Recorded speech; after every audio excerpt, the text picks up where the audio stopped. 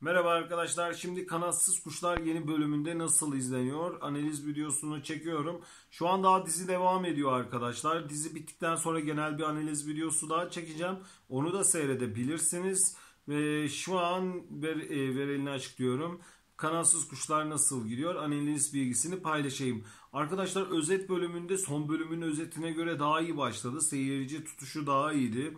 Yeni bölümde başladıktan sonra seyirci gelişi de güzel arkadaşlar. Yani Kanatsız Kuşlar'da şu son iki bölümdür bir güzel bir yükselme var. Bu bölümünde de bende de iyi gidiyor arkadaşlar.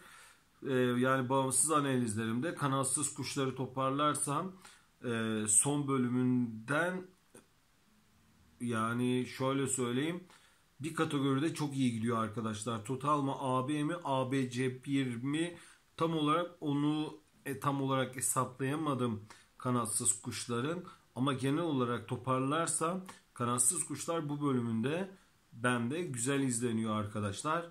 Şu an dizi dediğim gibi devam ediyor. Dizi bittikten sonra genel bir analiz videosunu daha çekeceğim.